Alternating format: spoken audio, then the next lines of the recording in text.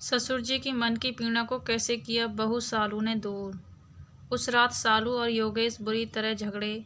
योगेश अपने दोस्त के घर से पीकर आया था और सालू ने अपनी सास के साथ झड़प हो जाने के बाद कुछ देर पहले ही तय किया था कि वह अपने ससुराल में किसी से डरेगी दबेगी नहीं। इन दोनों कारणों से उनके बीच झगड़ा बढ़ता ही चला गया। तुम्हें इस घर में रहना है तो काम में माँ का पूरा हाथ बटाओ। तुम मटर गश्ती करती फिरो और माँ रसोई में घुसी रहे, यह मैं बिल्कुल बर्दाश्त नहीं करूँगा। योगेश की गुस्से से कांपती आवाज़ पूरे घर में गूंज उठी। आज ऑफिस में ज़्यादा काम था इसलिए देर से आई थी, फिर भी मैंने उनके साथ थोड़ा सा काम कराया। अपनी माँ की हर बात सच मानोगे तो हमारी रोज़ लड़ाई होगी। सालू भी ज़ोर से चिल्लाई। उनकी रोज़ की शिकायत है कि जिस दिन तुम वक्त से घर आ जाती हो उस दिन भी तुम उनके साथ कोई काम नहीं कराती हो। यह झूठ बात है। झूठी तुम हो, मेरी माँ नहीं। नहीं, झूठी तुम्हारी माँ है। उस रात योगेश ने अपनी दूसरी पत्नी पर पहली बार हाथ उठाया था।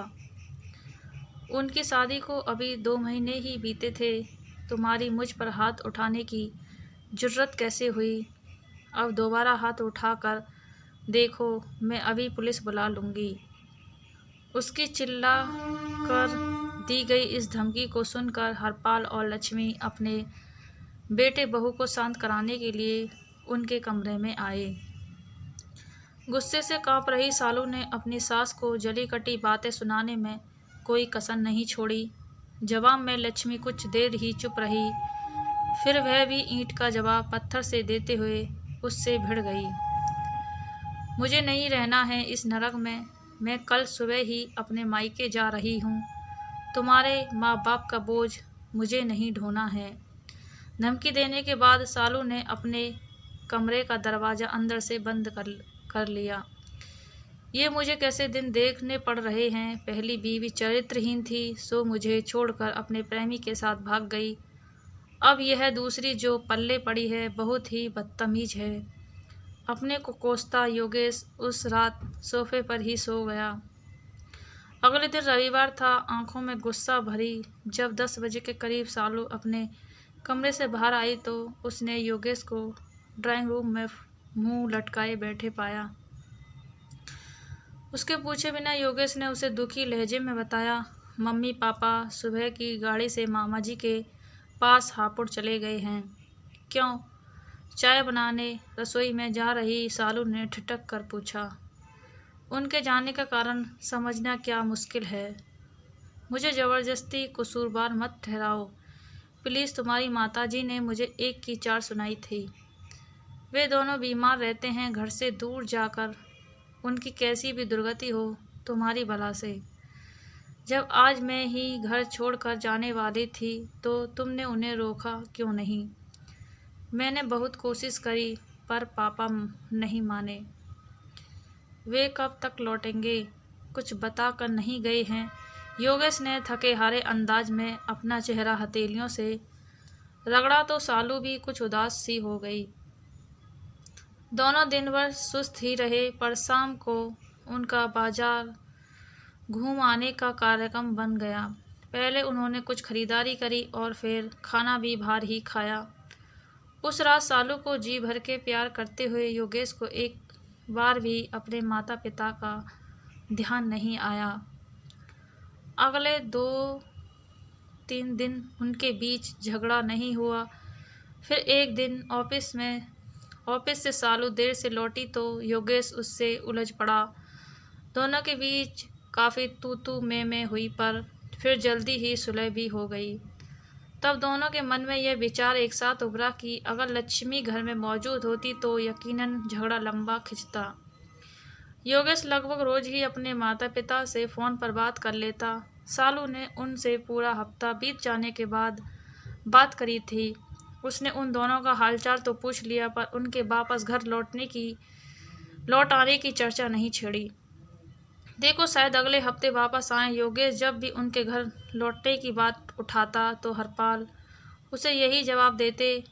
जब उन्हें हापुड़ गए 1 महीना बीत गया तो सालू और योगेश के मन की बेचैनी बढ़ने लगी। पड़ोसी और रिश्तेदार जब भी मिलते तो लक्ष्मी और हरपाल के लौटने के बारे में ढेर सारे सवाल पूछते।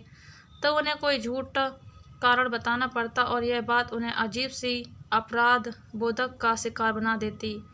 लोगों के परेशान करने वाले सवालों से बचने के लिए तब दोनों ने हापुड़ जाकर उन्हें वापस लाने का फैसला कर लिया।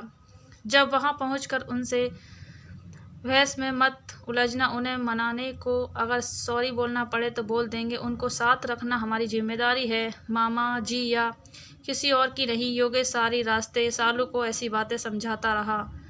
मामा मामी के यहाँ 2 दिन बिताने के लिए सोमवार की रात को करीब 8 बजे उनके घर पहुँच गए। उन दोनों से मामा मामी बड़े प्यार से मिले। उनकी नज़रों में अपने लिए नाराज़गी के भाव न देखकर सालू मन ही मन हैरान हुई। दीदी और जीजाजी खाना खाने के बाद पार्क में घूमने गए हैं। अपने मामा की यह बात सुनकर योगेश हैरान रह गया। पापा मम्मी घूमने गए हैं, उन्होंने यह आदत कब से पाल ली? योगेश की आंखों में अविश्वास के भाव पैदा हुए। ये दोनों अब नियम से सुबह भी घूमने जाते हैं। तुम उनकी फिटनेस में आए बदलाव को देखोगे तो चकित रह जाओगे। मम्मी की कमर का दर्द उन्हें घूमने की इजाज़त देता है। दर्द अब पहले से काफ़ी कम है। जीजाजी दीदी का हौसला बढ़ाकर उन्हें सुस्त नहीं पड़ने देते हैं। क्या मम्मी का किसी नए डॉक्टर से इलाज चल रहा है? हाँ, डॉक्टर हरपाल के इलाज में हैं। दीदी अपने इस मजाक पर मामा जी ने जोरदार ठहाका लगाया तो ये योगेश और सालू जबरदस्त उलझन का शिकार बन गए। जब वे सब चाय पी रहे थे तब हरपाल और लक्ष्मी ने घर में प्रवेश किया। उन पर नज़र पड़ते ही योगेश उछलकर खड़ा हो गया और प्रसन्न लहजे में बोला, वाह papa mummy, in sports shoes में तो आप दोनों बड़े जच रहे हो। तुम्हारे मामा जी ने दिलाए हैं, अच्छे हैं ना? हरपाल पहले किसी बच्चे की तरह खुश हुए और फिर उन्होंने योगेश को गले से लगा लिया। अपनी माँ के पैर छूते हुए योगेश ने उनकी तारीफ करी। ये बड़ी खुशी की बात है कि कमर का दर्द कम हो जाने से अब तुम्हें चलने में ज़्यादा दिक्कत नहीं आ रही है। चेहरे पर भी चमक है। मामा जी के यहाँ लगता है खूब माल उड़ा रहे हैं। मेरी यह शुगर की बीमारी कहाँ मुझे माल खाने देती है। तुम दोनों कैसे हो? आने की खबर क्यों नहीं दी? अपने बेटे बहू को आशीर्वाद देते हुए लक्ष्मी की पलकें नम हो उठीं। तुम दोनों को भूख लग रही होगी, बोले क्या खाओगे? बड़े उत्साही अंदाज में अपनी हथेलियां आपस में रगड़ते हुए हरपाल ने अपने बेटे बहू से पूछा। ज़्यादा भूख नहीं है, इसलिए बाजार से कुछ हल्का फुल्का ले आते हैं, कह योगेश अपने पिता के साथ जाने को उठ खड़ा हुआ। बाजार से क्यों, कुछ लाना है? आलू मटर की सब्जी रखी है, मैं फटाफट पराठे तैयार कर देती हूँ, कह मम्मी रसोई में जाने को उठ खड़ी हुई। भाभी, आज आप अपने इस हिस्से को काम करने की आज्ञा दो, रहस्यमयी अंदाज में मुस्कुरा रहे हरपाल ने अपनी सहलेज का हाथ पकड़कर वापस सोफे पर बैठा दिया। क्या पराठे आप बनाओगे? योगेश का मुंह आश्चर्य से खुला का खुला रह गया। पिछले दिन तुम्हारी मामी से कुछ कुकिंग सीखी है मैंने, बस 15 मिनट से ज़्यादा समय नहीं लगेगा खाना लगाने में। तुम दोनों तब तक फ्रेश हो जाओ। अपने बेटे का गाल प्यार से थपथपाने के बाद हरपाल सीटी बजाते हुए रसोई की तरफ चले गए। हरपाल ने क्या क्या बनाना सीख लिया है, इसकी जानकारी उन दोनों को देते हुए लक्ष्मी और मामा मामी की आंखें खुशी से चमक रहीं। मटर पनीर, कोफ्ते, बैंगन की भरता, भरवा, भिंडी, पापा ये सब बना सकते हैं। मुझे विश्वास नहीं हो रहा है कैसे हुआ यह चमत्कार। योगेश सचमुच बहुत हैरान नजर आ रहा था, क्योंकि हरपाल को तो पहले चाय भी ढंग से बनानी नहीं आती थी।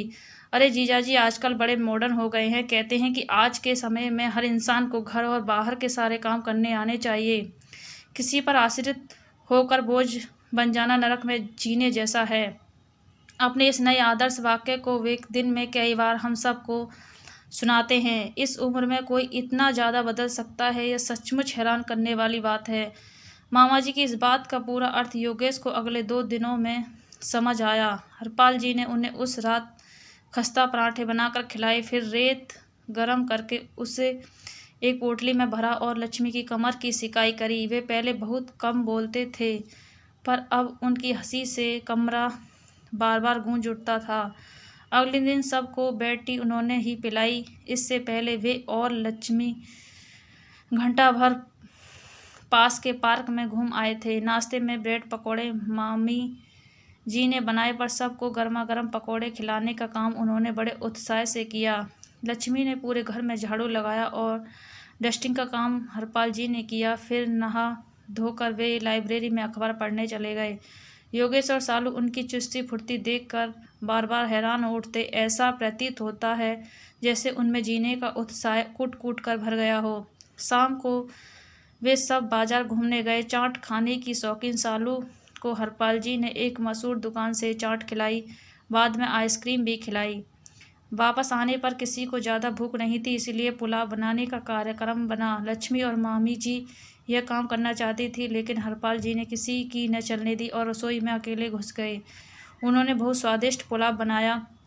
सबके मुंह से अपनी तारीफ सुनकर वे फूले नहीं समाये। काफ़ी थके होने के बावजूद उन्होंने सोने से पहले लक्ष्मी की कमर की सिकाई करने के बाद मुँह लगाने में कोई आलस नहीं किया। शुक्रवार की सुबह मामी जी ने सबको सावर डोसे का नाश्ता कराया। हरपाल जी ने उनकी बगल में खड़े होकर डोसा बनाने की विधि बड़े ध्यान से देखते रहे। सबने इतना ज़्यादा खाया कि लंच करने की जरूरत ही नहीं रही। कुछ देर आराम करने के बाद योगेश ने दिल्ली लौटने की तैयारी शुरू कर दी। पापा मम्मी, आप दोनों भी अपना सामान पैक करना शुरू कर दो। यहाँ से 2 बजे तक निकलना ठीक रहेगा। लेट हो गए तो शाम के ट्रैफिक में फंस जाएंगे। योगेश की ये बात सुनकर हरपाल जी एकदम गंभीर हो गए तो लक्ष्मी बेचैन अंदाज में उनकी शक्ल ताकने लगी।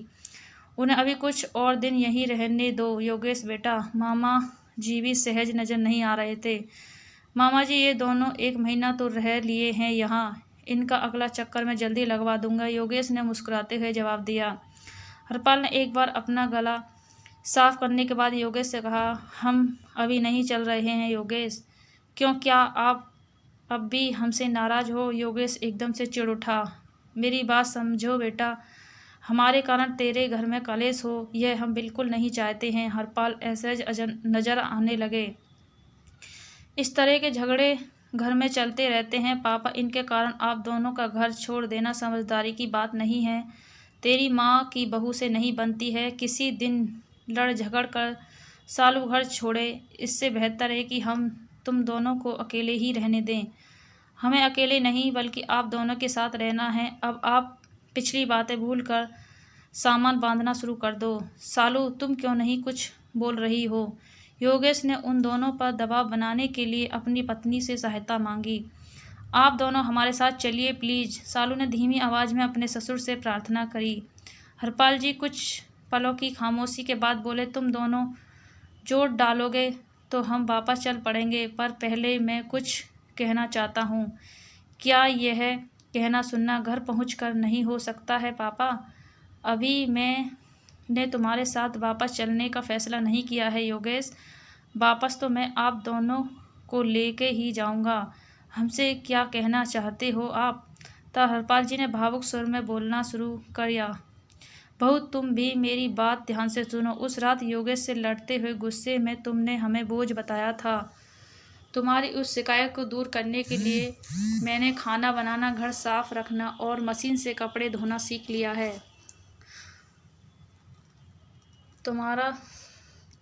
तुम्हारी सास से ज़्यादा काम नहीं होता, पर मैं तुम्हारा हाथ बटाने लायक हो गया हूँ। तुम्हारी सास का भी गुस्सा तेज है। मैंने यहाँ आकर इसे बहुत समझाया है। इसने मुझसे वादा किया है कि यह तुम्हारे साथ अपना व्यवहार बदल लेगी। उस रात योगेश से झगड़ते हुए जब तुमने घर छोड़कर मायके जाने की धमकी दी तो मैं अंदर तक कांप उठा था। उस रात मैंने यह फैसला कर लिया था कि घर में सुख शांति बनाए रखने को अगर कोई घर छोड़ेगा तो वो तुम्हारी सास और मैं, तुम नहीं। बहू, योगेश को अपनी पहली पत्नी से तलाक आसानी से नहीं मिला था। जिन दिनों केस चल रहा था हम शर्मिंदगी से मारे लोगों से नज़र नहीं मिला पाते थे। उनके सवालों के जवाब देने से बचने के लिए हमने घर से निकलना बिल्कुल कम कर दिया था। वकीलों और पुलिस वालों ने हमें बहुत सताया था। वैसा खराब वक्त मेरी ज़िंदगी में फिर से आ सकता है, ऐसी कल्पना भी मेरी रूह कांप देती है। तभी मैं कह रहा हूँ कि तुम दोनों अपने साथ ले जाने की जिद न करो। अगर तुम दोनों के बीच कभी अलगाव हुआ और मुझे वैसी शर्मिंदगी का बोझ एक बार फिर से ढोना पड़ा तो मैं जीते जी मर जाऊंगा। पापा, आप अपने आंसू पोंछ लो प्लीज़। मैं वादा करती हूँ कि घर छोड़ कर जाने की बात मेरे मुंह से कभी नहीं निकलेगी। अपने ससुर के मन की पीड़ा को दूर करने के लिए सालू ने भरे गले से तुरंत उन्हें विश्वास दिलाया। और मैंने आज से शराब छोड़ दी। योगेश के इस फैसले को सुन हरपाल जी ने भाव विभोर होकर उसे गले से लगा लिया। लक्ष्मी मैडम, तुम पैकिंग शुरू करो और मैं इस खुशी के मौके पर सबका मुंह हलवे से मीठा कराता हूँ। बहुत खुश नजर आ रहे हरपाल जी ने अपने बहू बेटे के सिर पर हाथ रखकर आशीर्वाद दिया और फिर रसोई की तरफ चले गए। दोस्तों, कहानी अच्छी लगी हो तो एक लाइक कर देना और चैनल को सब्सक्राइब नहीं किया है तो प्लीज़ कर देना। धन्यवाद। फिर मिलेंगे एक नई कहानी के साथ।